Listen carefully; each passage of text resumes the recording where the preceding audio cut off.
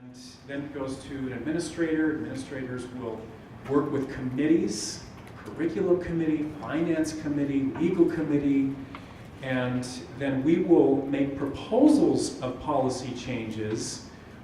Most of the proposed policy changes come to you on this day during August, and we say, look, here are all these proposed policy changes. We're doing this as a proposal because we want your feedback. The board will meet on this Thursday at 3:30, and they will approve all updated policies. And that's the process. We do update policies throughout the year, so it's not a one-shot deal. It's not, speak now or forever hold your peace. Sometimes we will change and update policies online because we're not printing hard copies of this 300-plus page policy manual anymore. Some of you can remember when we did and circulated them. It's just online, so we can make changes if we make mistakes or if we overshot the mark or undershot the mark. We can update it as we go. Any questions about process? All right. I think we have an hour together. I don't want to take up too much time. Or is it half hour? Half hour, I think. Is it? Okay. So we'll go here until 1:45. 12. 1:45. All right. First update. Section 11.1 is repeated in section 17.2, and that is that we're asking that progress reports for grades 6 through 12 be updated weekly in Veracross each Thursday by 3 o'clock p.m. for academic probation purposes. We have announced that 6th grade may participate in some, we hope many, of our extracurricular activities.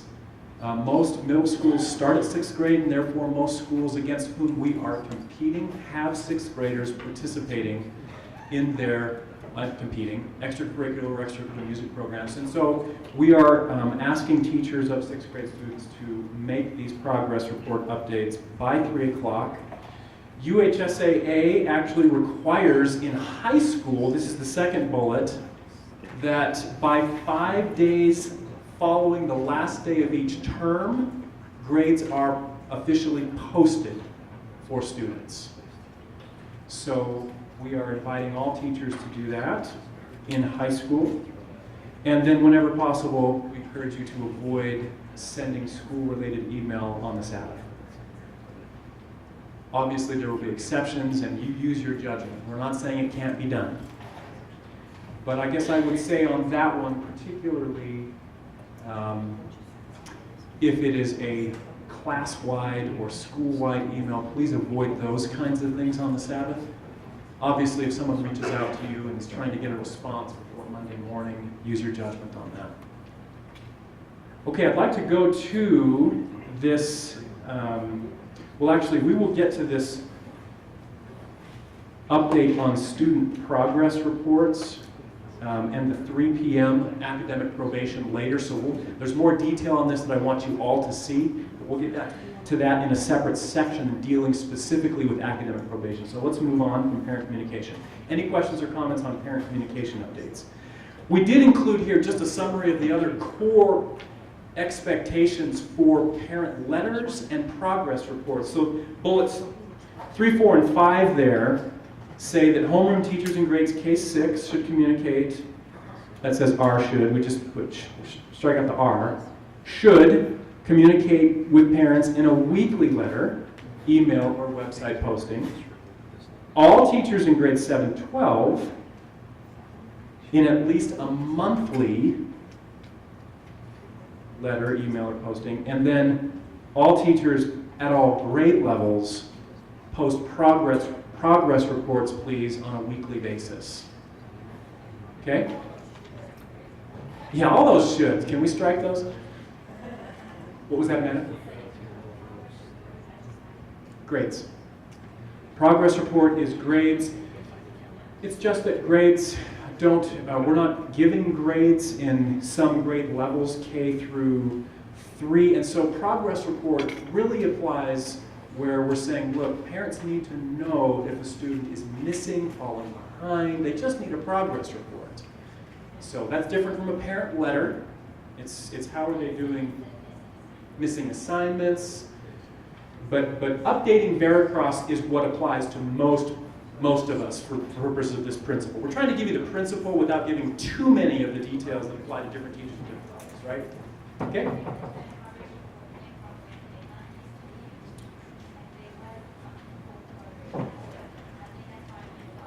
Okay.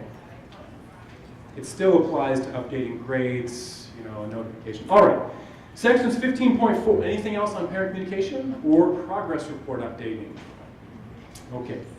Sections 15.4 and 27.27, leaving campus.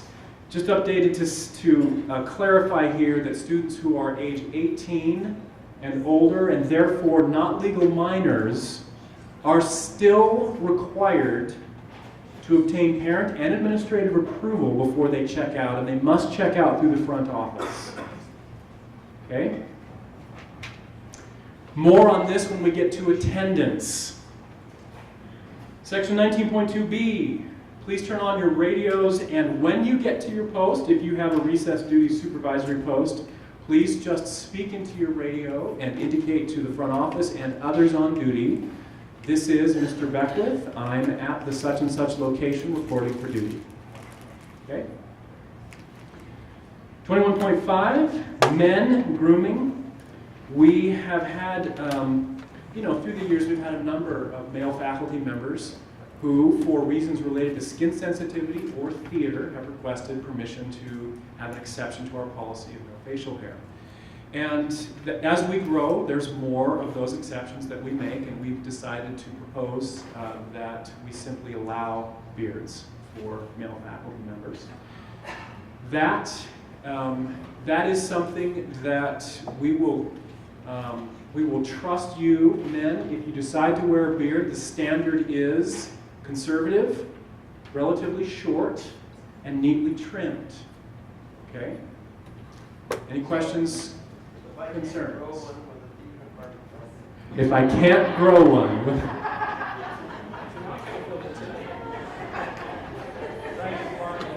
Chris. This does not apply to the student dress and grooming policy. Good question.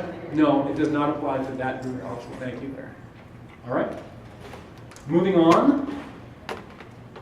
Women dresses, skirts, leggings, tights has been updated to require that leggings or tights, if worn, should be conservative and solid colored. This is why Stacy quit. Your fault. I don't think that's why, Stacy. I think Stacy's glad to be a lot closer to home. Actually, I shouldn't speak for Stacy. Maybe Sam. But we won't do that here, right? Okay. Women. We're on to yes.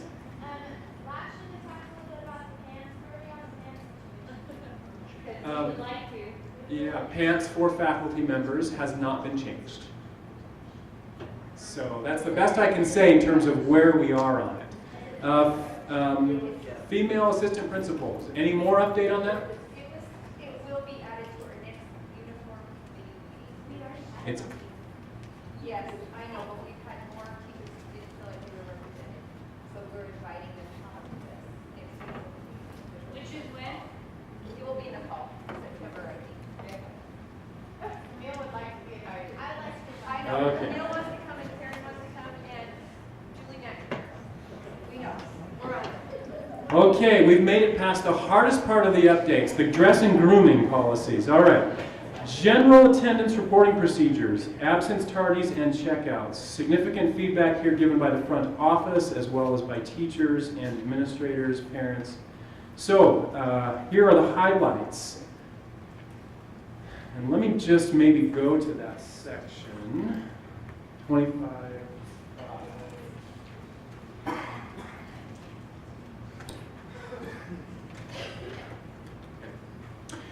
So, students may not leave class for checkout without being called out of class by the front office. This is a primarily security protocol. We don't want unauthorized people saying to a student, it's okay for you to leave, such as a family member in a domestic relations case. And then that student saying to the teacher, such and such a person told me that I could check out. And the teacher says, great, go ahead. We can't have that happen. We need for the front office to call the classroom and say, we are checking such and such a student out. The front office is connected to all the situations and authorizations for parental checkout. Teachers sometimes are not. Okay? If it is ongoing and prearranged, there will not need to be a front office checkout. Okay? Parents will be discouraged from coming to the room to check their child out for the same security reason. Yes, we encourage them to do that. So, and in most cases, you will know your parents that are authorized to check them out. But what you might say to them is, we have been advised by the administration that you need to check them out through the front office. So please don't come to the classroom to do that. Okay?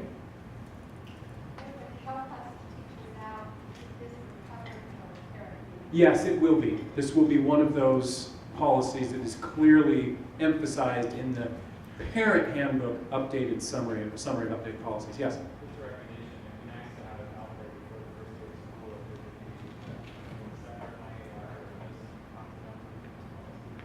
Great, I will do that. I'll put it in there before we get to the parent meeting. Well, so I think you'll see here that there's multiple policies that we want parents to know. So putting them all, I mean, maybe what I could do is get the whole summary of updated policies into the weekly bulletin before the parent meeting, so they have some time to digest it before the parent meeting, and that's a great idea. Okay. Anything else on this particular? Okay, that was the first bullet. Now, just so you know what happens in the front office, a parent, emergency contact, or other designated adult is required to be physically present in the front office to check out a non-driving student. So this is going to be difficult for some parents who love to call 15 minutes before the end of the day, or and just say, hey, can you please check my child out? I'm going to be swinging by and picking them up. And what we're trying to say to the parents as gently as possible with this policy is, we discourage you from these drive-by, call-in checkouts. If it's important enough to check your child out, we want you physically present in the front office. There's another way to go about doing this, but it's going to require you to send an email to the front office and then to call, and it makes it just a little bit more difficult for a parent to check them out. But again, this is security protocol. Okay, this is the primary driving concern here. So next bullet. 3 steps are required for driving students to check out. This is where we're going to give parents a little bit more flexibility to check their child out as if they're actually a driver. We don't need a parent physically present to check out a driving student, right? Number 1, the parent authorization email to the attendance secretary as soon in the morning or in the week as they know that child will be checked out to drive somewhere. Again, if it's an ongoing authorization, this doesn't need to happen on a recurring basis. Okay? But number 2, a parent call to the front office shortly prior to the checkout, authorizing the student to leave campus. And number 3, the front office secretary will actually call the classroom and check that student out through the front office with the checkout log. Okay? Initial period tardies may be excused by parents. However, subsequent tardies may only be excused by teachers. So a parent may not call and say, I'm sorry my child was late from 3rd to 4th period. That's for a teacher or administrator to excuse, not the parent. Okay? Unless 3rd period was their initial arrival, then the parent may excuse that tardy. All right? Don't think we need to go into the detailed version of this in the actual policy language, but you can see there's a little bit more there. Candace, Brooke, is Brooke here? Does this feel right? Okay? Any concerns? We'll try it. It may not be perfect, but we'll try it, we'll live with it. If it feels a little bit better, if we're having a little bit less classroom disruption, a little bit less confusion about when a student should and shouldn't leave class, then we'll know by the school department office that it's better or worse. I apologize if you're the rest is suggested, but where it says parents to excuse targets, as far as my This is not overriding that. Good question. And maybe that's a clarification we should make for purposes of the parent handbook edition of this. A parent excused tardy does not override a curricular requirement in a program. Okay? Good question. Just one question. One thing that came up last year was that a lot of the elementary parents don't know that middle school starts, 7th grade starts at 8 and 10. So a lot of the students in middle school and high school are leaving classes in the morning. The parents come in at 8:30 and that's when all school starts. Maybe, and I talked to a couple parents who just didn't know their time. Okay. Maybe that's the clarification. Okay. Well, we will remind parents what time school starts. And that is,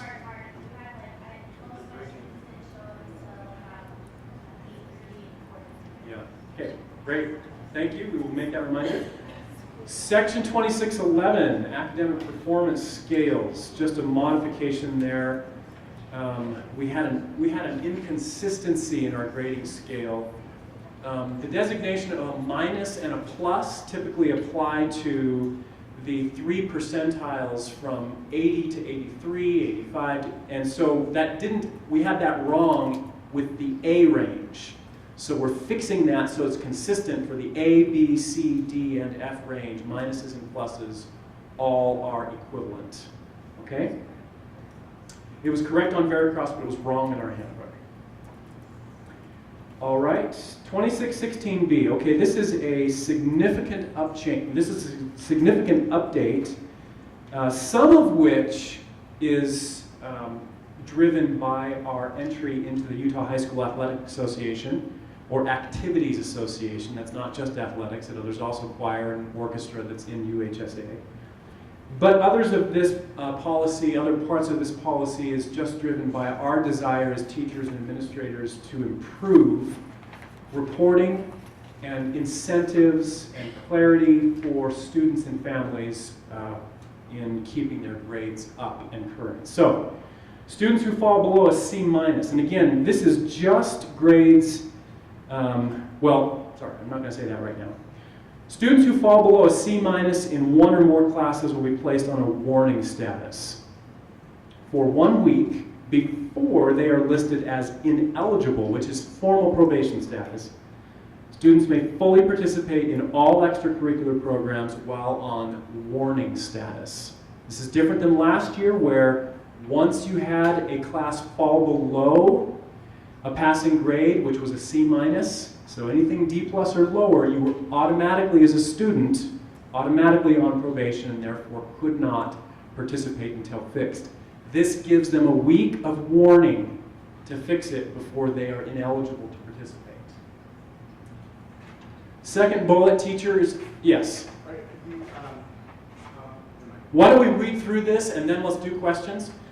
Teachers in grades 6 through 12 are required to post updated grades to Veracross each Thursday by 3 p.m.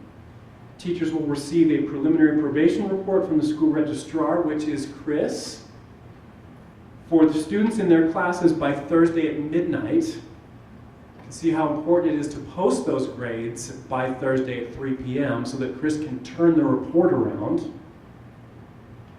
Teachers and students have from Friday morning to Monday morning at 9 a.m. to make any necessary adjustments to grades affecting academic probation status.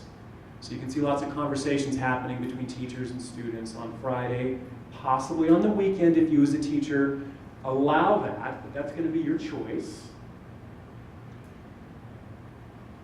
The final academic probation report listing all students on either warning or eligible status is then circulated promptly at 9 a.m. on Monday morning. And that's effective for the remainder of that week.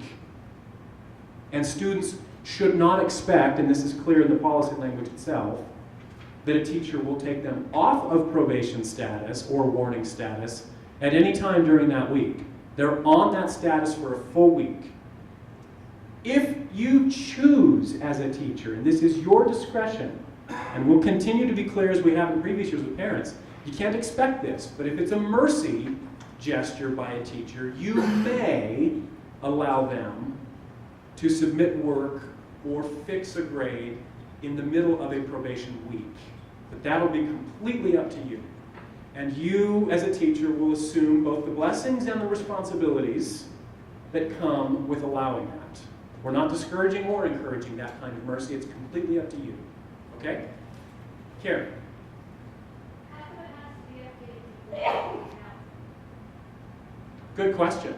So 3:30 would be a better time. Okay? Does that sound right, Administrator? It sounds right to me. Okay? Thank you, Karen. Any other questions, comments? Yes. So Yeah. if I rated it below a C minus, that first week I am on a warning. I don't choose to do anything about it. Right? The next week I would be on ineligible. If it So remains that- below a C Right, minus, so if you- then it becomes ineligible. So if I fix it, then I'm taken back up. The next week I let it slide and I go below. Am I back on a warning? Yes. Okay. Yes, ineligibility only happens after a period of 2 weeks of uninterrupted D plus or lower. So this does give students a little bit more opportunity to fix things, but I think that's consistent with, a repentance and atonement-based policy. We all fix things a lot, and we fix them over and over and over over the course of our life, right? I'm just gonna say as far as the time, rather than 3:30, 4 o'clock is a little more reasonable because you have less time on stage on Thursday and trying to get, closer to that 3 o'clock. Let me chat with Chris. I think we're trying to be sensitive to Chris, who's trying to do a turnaround of the whole school by midnight. So let me talk with Chris offline. I think we get the point that there's sort of a trade-off here. Carpool duty. Yeah, sure. So let me talk with Chris. We won't decide right now, but we definitely will make it at least 3:30, and then we'll see how much time she feels like she needs. She would like to get this report turned around, I'm sure, on some days before she goes home from work. So, from 3:30 to the time that she goes home is what we're talking about here. And Chris, if you want to weigh in, I want to speak for you here, but we can talk offline. My understanding was that warning was a button I could push any time. So I don't know if students would get really close to that C minus threshold. And I wanted to push that button. After school protocol. As written, it's only when you post a grade to Veracross that is reported on Thursday at 3:30 that is below a C minus. So no, Ty, you may not put them on warning status if they have a C and you think they can do a lot better than that. That's what we're saying by policy right now. That jeopardizes their ability to participate the next week, and that's why we're saying we need to be a little bit careful here about subjective standards of warning and eligibility. We need to make it as objective as possible for all students and as consistent as possible for all students. Does that make sense? You can certainly speak with a student who you feel like should be doing better and give them a kind of personal warning. It just can't be the kind that puts them on the list if it's not a D plus or lower. Okay? The thing to change to a warning is a new thing this year, right? That's right. Is that a UHSSA thing? Or No. That's very good. UHSAA actually has a far more draconian approach to probation, which is, if you receive, they don't say anything about what they require from week to week. All they say is that a student may not play if the school defines them as ineligible from week to week. But what UHSAA says for its own standard is that if a student has more than one failing grade as defined by the school on an end of term report card, that student may not participate in any extracurricular activities for the entire subsequent term. Very, very harsh. Except for fourth term. If you have 2 failing grades on a fourth term report card, a high school student may do summer recovery and makeup and still participate in the first term of the following year. So summer is the only time UHSAA will allow mercy. Okay, we got down to yes. Question. So with this active probation, can you just clarify if they're on probation They are ineligible for all activities that the school, all activities that the school considers extracurricular activities. That's right. Sports, dances, Musical, musical. yes. But not choir. Whether it's in UHSAA or not, whether it is in UHSAA or not, we are saying they may not participate in extracurricular activities if they are failing a class after 2 weeks of being on that list. So you're saying choir is not one of those orchestras? They are. They're included. Choir. The curriculum committee is still working through a policy that may address the fact that the two community programs at the school, choir and orchestra, which allow students from other schools, sometimes, well, I should say, we never know what those visiting students' grades are, so we can't hold visiting students to these standards.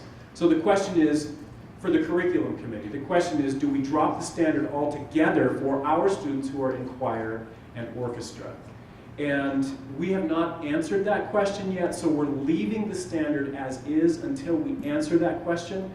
I think it's likely that we will come up with something this year that will address all of our students, not just choir and orchestra, in a way that feels good to everyone. So. So who's going to get the academic list? Who gets the list of students on morning? Who gets the list of students? Every American Heritage School teacher and the parents of the student that are on warning or ineligibility on the probation report. I don't mean every, I mean the teacher of that student gets the probation report. As well as the coach. So, So the coaches are going to get. oh sorry, and the coach or the program director. Okay? They'll get that Monday. Right. There's a difference between curriculum choirs and school choir. That's correct. There is a difference between curricular. Choir and chamber choir students have to be eligible for that. Okay, I'm going to move on because I know there's nuances here that the high school teachers and the extracurricular program directors need to understand better, and maybe we hold a bit of a sidebar for you. But the highlights are here. We've got a lot of people in here that don't deal with this policy, so let's move on. Yeah, Blaine? Two quick points.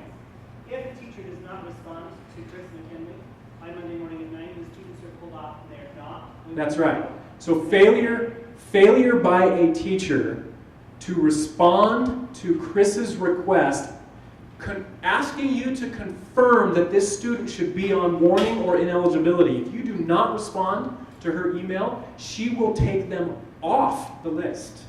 In other words, we will be erring in the case of a teacher who doesn't have the bandwidth, the time, or the inclination to confirm the probation. That will remove the student from probation. We're just erring in the favor of the student, of letting them participate. Okay? And then just one other point. You asked if it applied to Jansen's. We have not gone as far as saying it applies to student government activities. Okay, and I think we've covered the rest of this already. All right, so let's move on to 2616E, repeating terms, improving grades. So there was a change in Utah law that applies to public schools. It was effective on July 1st of 2018. The most recent legislative session deliberated over this, and they decided that they would allow for high school students who have failing grades on their transcripts to do a couple things to fix those failing grades. They could either repeat the course, the same course, and in which case the grade would be replaced on their transcript and their GPA would go up. Again, this is the repentance rule, right? Do it right or do it over. So, or they could take what's called a comparable course from another institution. So long as the school deems it comparable, that would also replace the grade and the GPA would be updated. And the law said the school may not disclose on the transcript that the grade or the course was replaced or that a comparable course was taken to replace it. Okay? So we were presented with this question: are we going to hold our students to a more stringent standard for purposes of transcript and grade point average reporting to colleges, or the same standard? And we elected to hold them to the same standard. However, it is still up to us to decide, is a course comparable? Now, there's a third option, which is that a student over the summer may complete, or if a teacher allows a student, not just over the summer, if a teacher in their discretion wants to allow a student to complete an assignment that the student missed that somehow caused them to fail, and the student doesn't want to retake the whole course or to take a comparable course, and the teacher says, well, it was just this one assignment, you can fix the grade by doing this assignment and sending it in. That will, for purposes of our reporting purposes, that will only create a pass. It does not change the grade. So what we do is we enter a pass for graduation purposes. They get the credit, but it doesn't change the failing grade on their transcript. All right? So if you're a teacher and you really want them to get a grade changed, get it done before the 5th day following the end of the report card period, because that's when posted grades become final. All right? Questions about that one? Okay.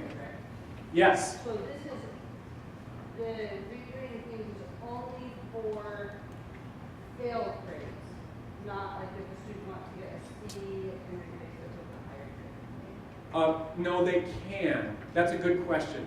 If a teacher wanted to allow a student to get a higher grade, well, I'm sorry, I have to take that back. It doesn't change their grade point average. If you're allowing them to do an assignment to improve a grade, that you can't do that. You can only do that to allow them to get the credit for graduation. Improving grade point average can only happen if they retake the class or a comparable course. Okay? But can they retake a class or a comparable course to go from a C to a D? Oh, yes, Okay. they may. Yes, they may. If they retake a course, they got a C and they really wanted a B or an A. If they retake the whole course, the school must list the highest grade of the course that they took multiple times. That's a good question. Yeah. They can take that exam throughout high school, right? If they fail algebra in ninth grade, they can retake algebra. That's right. And so the question we still need to answer, which isn't clear in the law, and we don't know what other schools are doing right now, is are they looking back retroactively right now at students who have already retaken courses, and are they going to modify transcripts to reflect the fact that they retook a course and did better? So, good question. All right. Well, let's move on to 27.3. Okay, cell phones, wearable communication technology. Here we go. Welcome to the 21st century. It's just going to get cooler as we go, right? VR headsets and watches that are phones. And so we are clarifying in this policy that teachers may take, and I would even say here as we're talking, we recommend that you take cell phones and devices away from students who are using them in class when they shouldn't be. So the standard of the school is a phone remains off and out of sight from the time that they start school, 8:10 in the morning, or 8:30 for elementary, until the time that they leave. And if you see them using it and they shouldn't be in your class, you should take it and give it to administration. They can get it later. Now, wearable communication devices, such as, I know, all kinds of stuff here. Watches that have cell or internet connectivity are acceptable because a watch is a uniform item. However, if that wearable item is used outside of our acceptable internet or cell phone policies, it should be taken. Okay, we'll make this clear to parents as well. This is not an environment where we want parents to be able to just call and say, honey, how's recess going? Is that child being mean to you right now? Let me know how it's going. What they do, talking in their phone to their parent, okay? We will take that phone if they're using it in that way. Okay, questions? If there is an approved reason for a student to use a cell phone. Approved reasons include? What I'm saying is if you get permission to your students to use their cell phone, please ask them to save it inside of you so that when you go out, if they go out in the hallway, you're wandering down the hallway talking to the wrong phone. That's right. Hey, you're not enforcing the cell phone policy. That is also in the policy that when a teacher gives permission to a student for an exception, that is to say to use a cell phone, that teacher should remain proximate with that student, either in the classroom, next to them. Now look, if they have a really private conversation they need to have with mom and they're crying and everything, use your judgment, okay? Find a place for them to have that call where everyone doesn't think that they're just pulling their phone out. And, yep. When you say turned off out of sight in your pocket or in your bag? Either. We are not going to check pockets for devices in the same way that we're not going to check what's under, what underwear they're wearing. We just don't check that kind of thing. I know. And you can and should recommend that they simply avoid the temptation of having that device on them or the distraction by leaving it in their backpack. You can even invite them to put their phones in their backpacks. I think that's not a bad idea. You saw a picture from Tana Page today about, collecting them in a basket. Now, I'll warn you, if you choose to do that, you as a teacher assume the risk of tampering and misappropriating devices. I'm not saying you can't collect phones. I'm just saying if you do collect phones, you assume certain risks that teachers who don't collect phones don't assume. So, if I were you, I would just be consistent about the policy as written, which is, as a teacher, I don't want to see your phone or hear your phone while we are in class together. And if I do, and we all know when they're using their phone, even if it's not in your sight line, right? Take the phone. Or talk with them and say, if I see that behavior again, I will ask you for your phone, or I'll ask you to put it on my desk. Okay? Yeah. Why didn't you say take the phone? Doesn't that also mean exact same? Actually, what I recommend most, if you're going to confiscate a phone, I recommend that you give it to an assistant principal, and then a parent will come pick it up. Or you can, and we've sometimes allowed high school students to come pick it up from an administrator themselves, but How does the assistant principal get it? from you after class. Okay, and But it's okay if you want to hold that in your desk. If you look, it's not that big of a risk, right? Some of these students have 3 cell phones at home, and if you take one, they'll turn on another one, right? This isn't. It's not like it used to be where. So go ahead.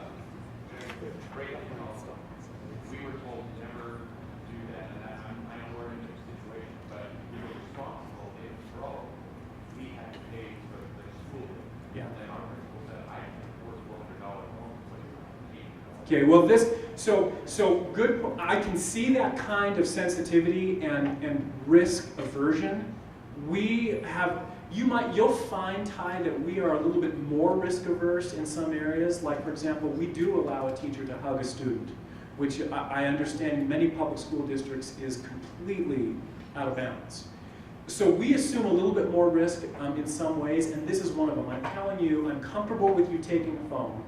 And if a student says you broke my phone, then if a parent really forces the school to, we will pay for it. I don't have any problem with that, okay? So go ahead and take the phone, put it in your drawer, give it to us to put in our drawer. I am 99.9% sure that 99.9% of the parents are going to say, thank you for taking that phone from my child. They are just out of control with that thing. And they're going to support us. And if the child says, you broke my phone, most parents are going to say, good, I'm glad that thing is broken, right? So we'll take that risk. It is a risk, but we'll take it. I'm sorry, I know I say this every year, but I walk that hall all day, and I see phones constantly. Okay. And She's saying, I see phones in the hallway. all the time, and I'll say to them,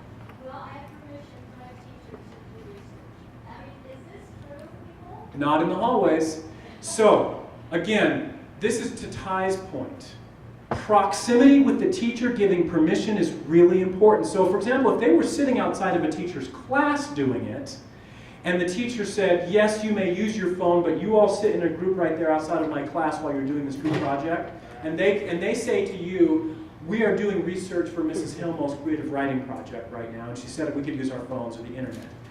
Then Mrs. Hilmo's right in there, you can step in and say, is this, and she'll say, yeah, but walking up and down during passing periods, bathrooms, just take them. Just take them. And what I have found is that it's particularly effective. It's particularly effective when it's a teacher who knows them that does this. So look, if you know a student's name and you see them walk by with a phone and they're using it, please don't let a teacher who doesn't know their name try to take that phone. It's so much harder. So if you know their name, and especially if you have a relationship with them, please be the one that does that, because they respect you for knowing them and loving them. It's a lot easier for them to give that phone up to you. Two comments really quickly. First of all, usually, often our teachers have warned the first time they see a student's phone or taken it themselves, and then the second time they'll take it and bring it to Blaine or me, and then we'll give it back to the teacher so they can ask questions. The second thing is, if you don't, like Grant said, if you don't know a student, it really works a lot better. I'm happy to go over the top. Yep. Just Talk. come Yep. get me. There you go. Because sometimes it's easier if I handle it up front rather than trying to clean it up. So for those of you who are uncomfortable and you don't see someone else that might know them, find someone that does know them and say, hey, they're using their phone in the hallway.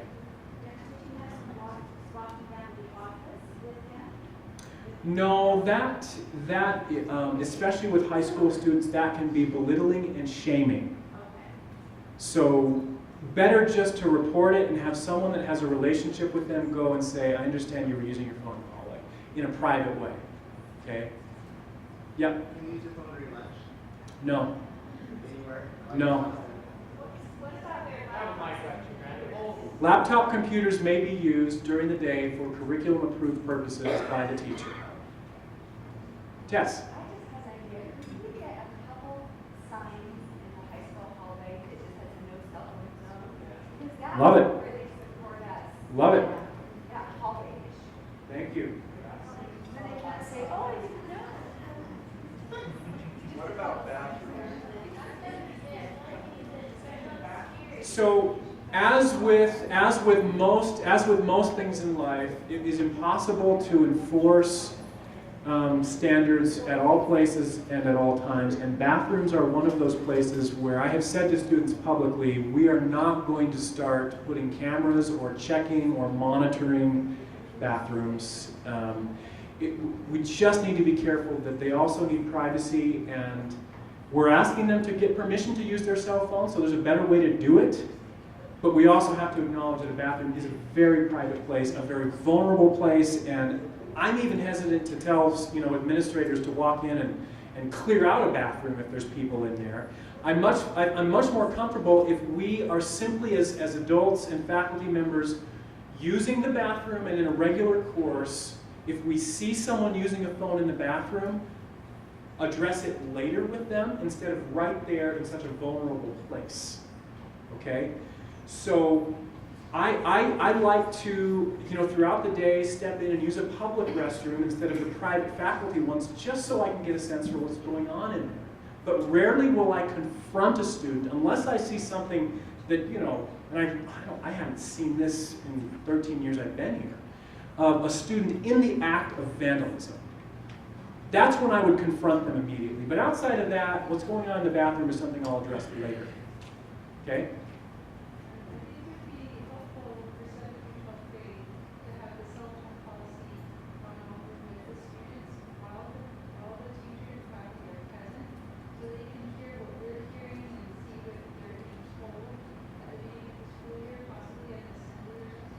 It's already on the list for the back-to-school student assembly and for the classroom, the more one-on-one with the principal classroom conversations.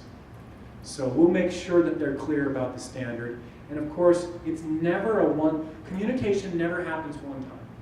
So even if I say it in an assembly, and even if I come to classrooms and say it within the first week or 2 weeks of school, it will still require consistent reinforcement by teachers.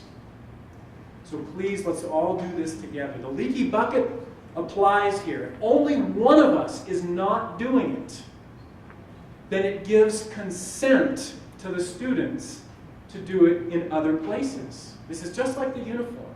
And they will find out very quickly where the exception zones are in the school. So let's be consistent with each other on this, okay? Yep. So what if they're in school and school is in they use their phone? Yes. If school is not in session, they may use their phones. So prior to 8:10, and by the way, we're not going to be giving directives to seminary about this. So we're just saying 8:10 to 3:10. That's the way the policy is written. Other questions? Yep. I just want to emphasize the point that you said, and with a new high school building, that is still part of the school. And there'll be a temptation, I'm sure, that once they walk out of the building and go outside, when they come back in again, we're Sure. going to be, if we're in that building, you really need to be remembering all the policies apply at all times, at all places. Keeping commitments. Fields as well. This is true of all of us. I think we could all think of something in our life where we do a little bit better keeping the commitment when people are watching than when people aren't watching. So we're all in this. And when people aren't watching, such as in a bathroom stall, or such as when I'm walking all alone from one building to the next, these are the hardest times to keep commitments. And there have to be hard times and tests in life to keep commitments, or we don't learn. So we will simply encourage students to keep these honor code commitments in public and private, and love them and trust them along the way. And we know that there will be some times that they won't do it so well, but these are great students. The last thing I want is for us to think that these are, for us to label them as rebellious or little criminals because they are on their phone between here and the other building. Look, I hope that's the worst of our problems we have throughout the course of this school year. Karen? Just a suggestion with the moving from building to building. Maybe start this and say policies are in effect from 8:10 to 3:10 and end it there.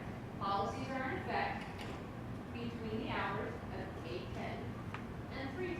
You mean cell phone policies? So, all policies. Well, no, that's not true, though. But you So there are many policies that apply on campus regardless of the time of day. And so for cell phone policies, that works. Okay? All right, let's move on then. I think, the other thing is that we want to teach them principles so that they can govern themselves. And so much of this is about trying to create a safe environment in the meantime while they are learning the principle that underlies the rules. These rules that we have are not eternal worthiness principles.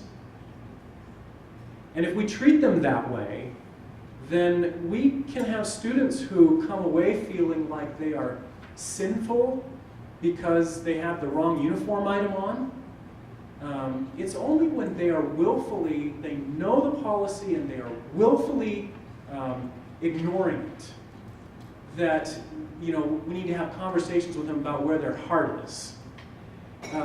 So what we want to do is teach them the principles of healthy media and responsible use of technology. This is what we spend most of the time on when the principal comes into their room or when we're teaching in our classrooms, so they understand the why behind the rule. And rules can change, right? We've seen that as members of a faith, that rules and policies change. But eternal principles don't. And it shakes the faith of some people when a rule changes because they haven't understood the underlying principle or policy. The principle or truth, right?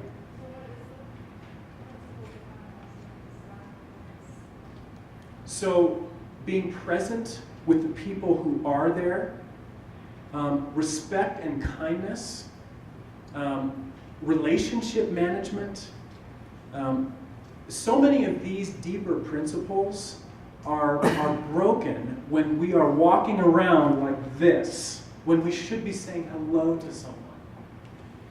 And oftentimes we're not just reading, we are doing something that is, it has a high opportunity cost, let's just put it that way, for what we could be doing that is blessing people and blessing ourselves. So there's the underlying principle, and those are in our honor code because they're part of For the Strength of Youth, right? Earbuds are in there, but when you read about no earbuds in public and For the Strength of Youth, the principles that go before that have everything to do with using technology to uplift and to inspire. So, Liz?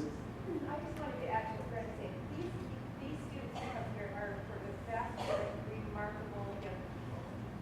Remember not to shame them. We have high expectations in this school. No other school that I'm aware of says no cell phones. So when you're correcting on these things that really are high expectations, do it kindly. The relationship comes first. Use humor. And remember that we're really putting high expectations here for them. And that they're not quite reaching them, but you're actually reminding them to do that. It's okay. Do it with kindness. Yeah. Refining gold, that's what we're doing here. Let's never forget that. We are not fixing problems. We are not digging in dirt. We are refining gold. And refining gold takes heat and pressure. But that pressure has to be something that's given in love and acceptance and structure and safety. Okay? Anything else on the telephone, cell phones, wearable communications technology? Yes, Chris.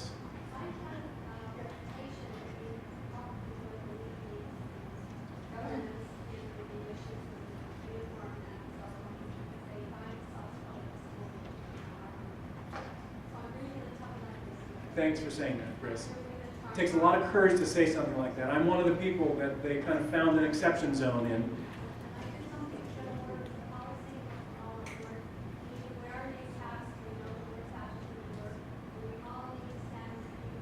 Right. So Chris told me at lunch that, you know, a lot of people will come to the art room to use their cell phones. And she said, I'm not going to let them do that this year. And I appreciate that, Chris.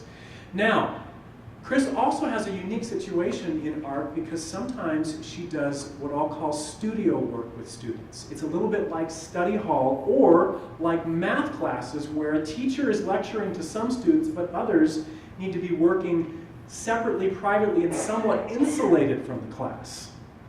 You may make exceptions to these policies given your personal circumstances. If it's a studio, a study hall, they might have earbuds in their ears.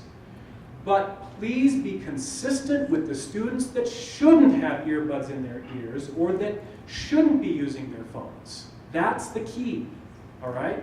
So, great, wonderful.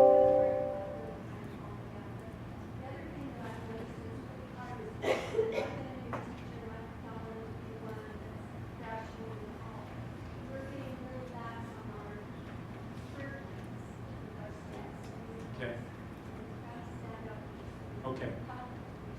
Just a plug for skirt length and I will just say on uniform, if you feel that it's going to be an emotional conversation with the student about uniform, will you please just let an administrator know? We've had a lot of experience talking with students and parents about uniforms, and so we are happy to help you with that. Of course, we need your help too. We can't have you looking the other way. We need your help to identify and address the issue. But you need to be teaching. And if you want the issue, if you want some help with that conversation, just let us know. Whatever you do, don't turn a blind eye and not address it. Okay? All right.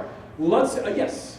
I just want to say that I think these policies especially are rooted in the principles down in the 7 principles that we talked about yesterday with self-government and our conscience being our drive. And I think we're doing a disservice to the students that in our discussion with them, we're not bringing up those principles and letting them see that if they're on their phone in the hallway, that they're not